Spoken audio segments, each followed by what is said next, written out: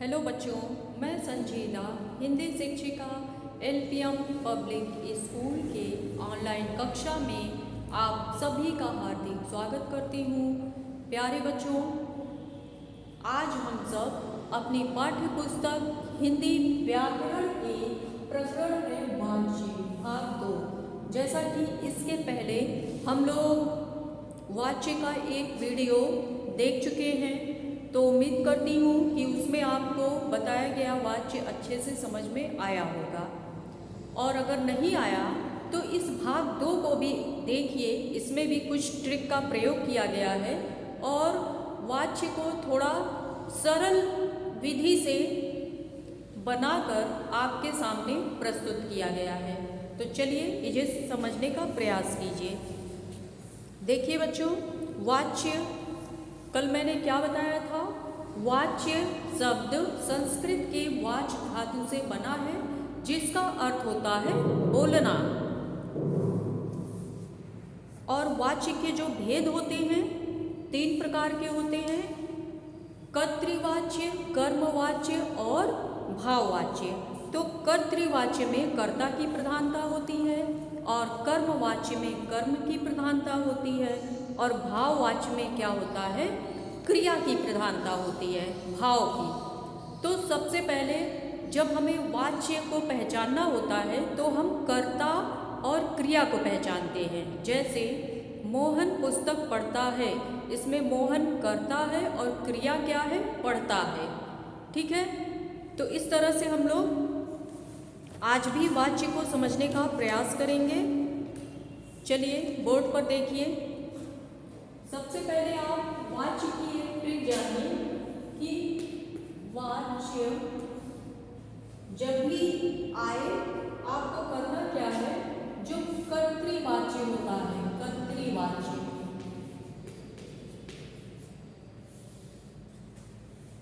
वाच्य को आप देखते ही पहचान जाएंगे कि कौन सा वाच्य है। वाच्य में कर्तृवाच्य में क्या आता है? कर्ता प्लस ने और शून्य।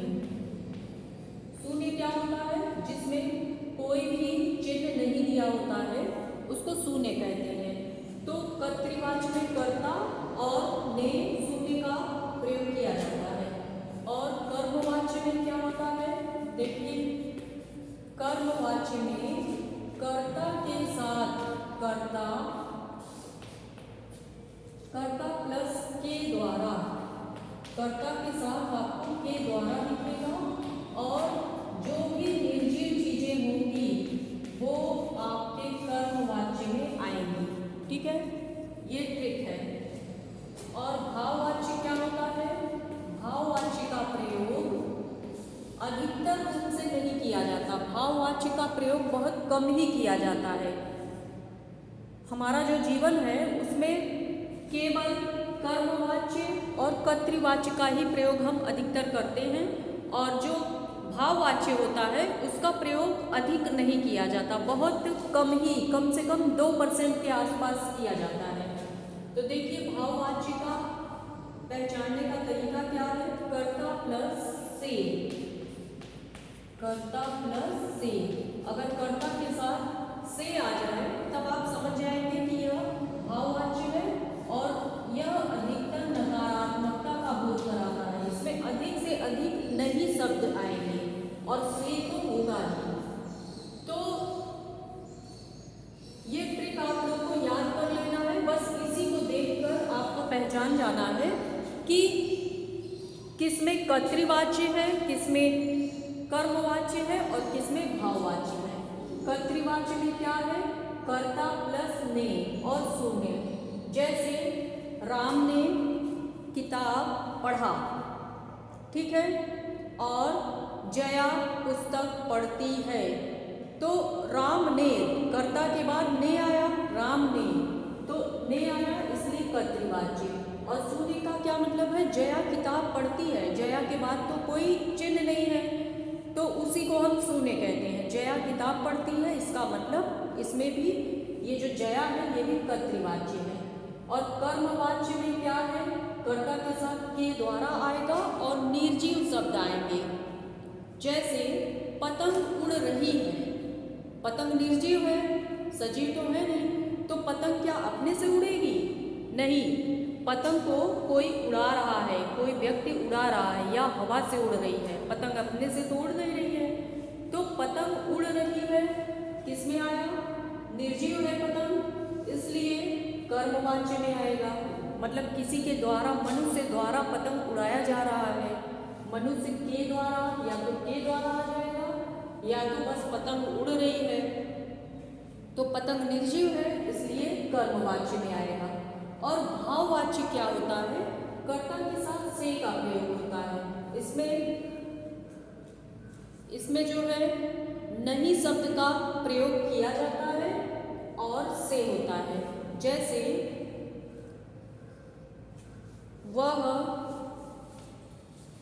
जैसे मोहन से पढ़ा नहीं जाता। मोहन से, तो मोहन से आ गया कर्ता के बाद से, तो भाववाच्य। और नहीं जाता, पढ़ा नहीं जाता, तो से और नहीं को देखकर आप जान जाएंगे कि यह भाववाच्य है। यही ट्रिक है। और एक चीज देखिए, आपको बताया गया था सकर्मक अकर्मक। क्रिया दो प्रकार की होती है, सकर्मक अकर्मक। सकर्मक में क्या होता है? कर्म के साथ, और अकर्मक में कर्म के बिना। तो जो वाच्य होता है, इसमें भी जो वाक्य बनते हैं वो सकर्मक अकर्मक बनते हैं। जैसे कर्तृवाच्य में क्या होता है, इसको भी आप लोग नोट कर लीजिएगा। कर्तृवाच्य में जो कर्ता है, इसमें आपका सकर्मक और अकर्मक दोनों होता है। अभी इसको उदाहरण के माध्यम से समझाएंगे, पहले इसको आप लोग नोट कर लीजिए। कर्तृवाच्य में सकर्मक अकर्मक दोनों होता है कर्तृवाच्य, और कर्मवाच्य जो होता है ये केवल सकर्मक होता है। सकर्मक, ठीक है। यहाँ साइड में लिख दे रहे हैं, इसको नोट कर लीजिए।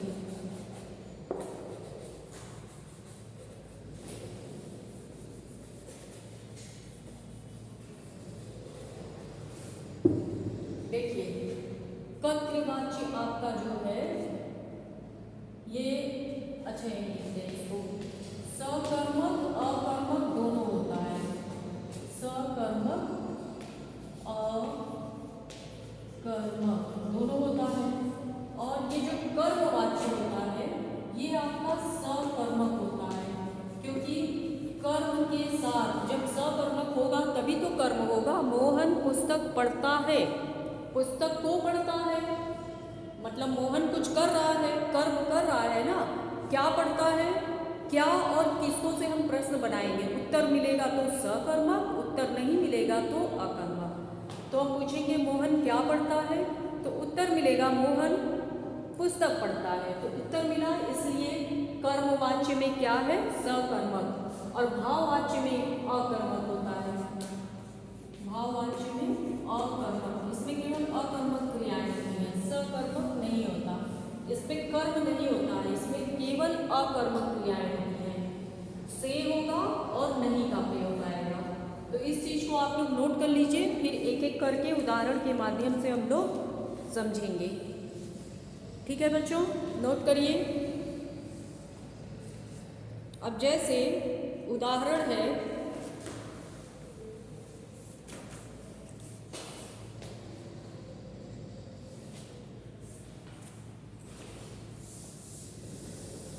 यहाँ पर एक एक का उदाहरण देते चलिए। सबसे पहले हम लोग कर्तृवाच्य का उदाहरण देखेंगे। कर्तृवाच्य जिसमें कर्ता की प्रधानता हो, इसका उदाहरण देखेंगे कि बच्चे ने रोटी खाई। बच्चे ने रोटी खाई, तो इसमें बच्चे तो करता है, कर्ता के बाद ने का प्रयोग आया, ने चिन्ह का।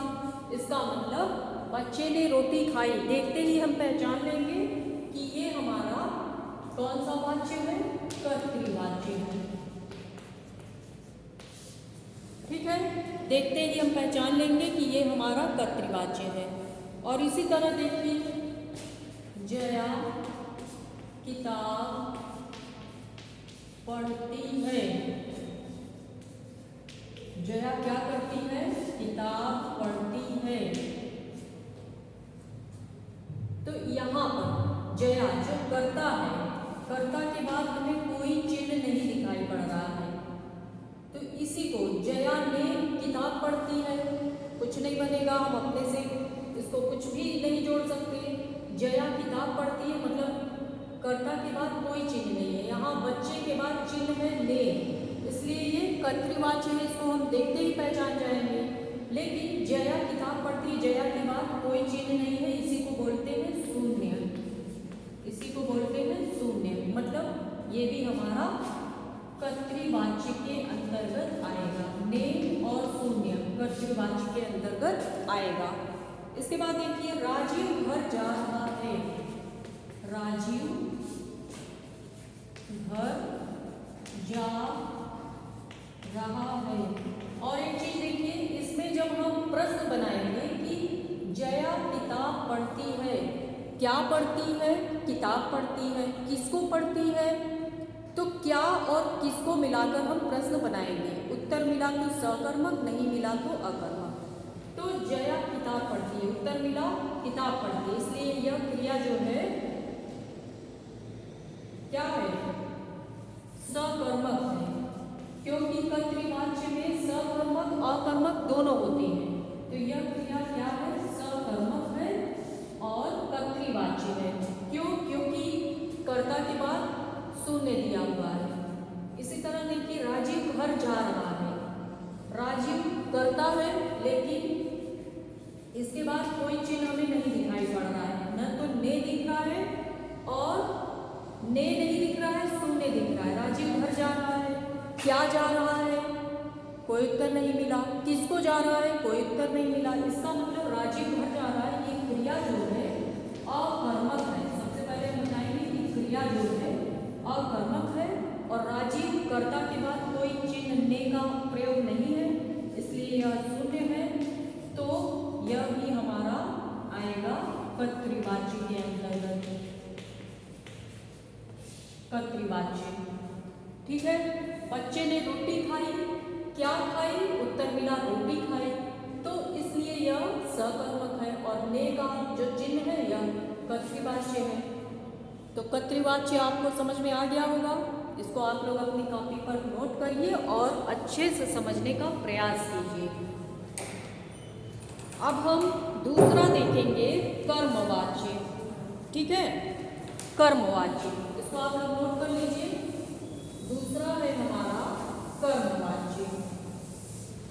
कर्तृवाच्य तो आपको समझ में आ गया। अब देखिए कर्मवाच्य के अंतर्गत क्या होता है। कर्मवाच्य, इसका उदाहरण देखिए। इसमें आपको क्या बताया गया है पहले नियम में कि कर्मवाच्य में आपको कर्ता के बाद के द्वारा और निर्जीव शब्द अगर दिखाई पड़े तो आपका कर्मवाच्य होगा। जैसे उदाहरण देखिए, किसान के द्वारा सड़क जोता गया। पहला है किसान के द्वारा, किसान के द्वारा सड़क जोता गया। किसान के द्वारा सड़क जोता गया, तो इसमें किसान करता है और इसके बाद के द्वारा दिखाई पड़ रहा है। इसका मतलब के द्वारा किसमें आता है? कर्मवाच्य में। तो किसान के द्वारा सड़क जोता गया, क्या जोता गया? उत्तर मिला सड़क। किसको जोता गया? किसको का उत्तर नहीं मिल रहा है। क्या जोता गया? सड़क। क्या और किसको का प्रयोग हम निर्जीव वस्तुओं के लिए करते हैं। तो क्या जोता गया? उत्तर मिला सड़क। इसलिए यह एक तो आपका सकर्मक है और वाच्य कौन सा है? वाच्य है के द्वारा, कर्ता के बाद के द्वारा दिख रहा है, इसलिए यह वाच्य है कर्मवाच्य। ठीक है। अब इसी तरह दूसरा उदाहरण देखिए, मोहन के द्वारा, मोहन के द्वारा पत्र लिखा गया। मोहन के द्वारा पत्र लिखा गया।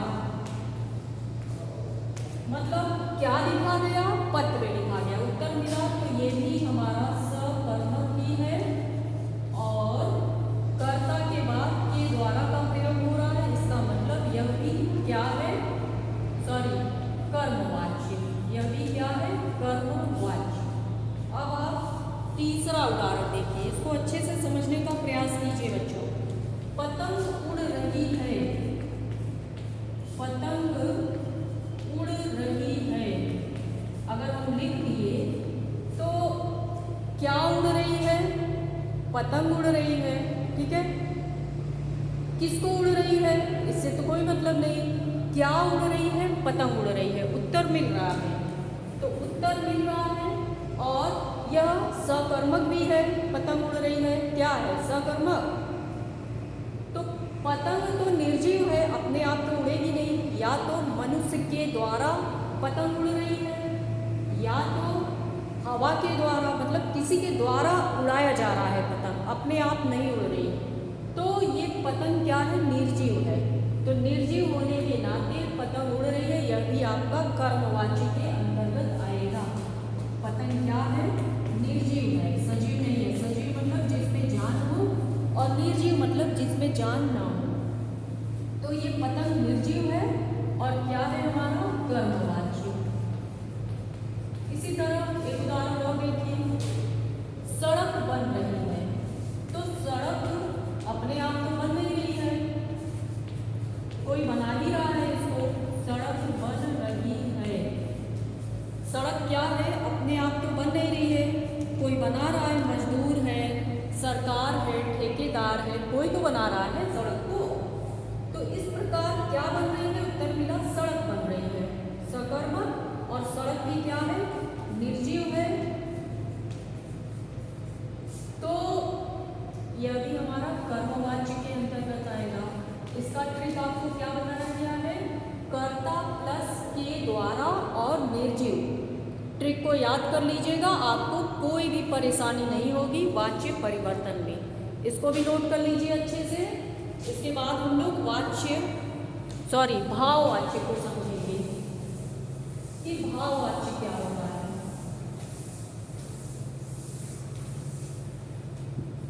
चलिए अब हम लोग देखते हैं भाववाच्य।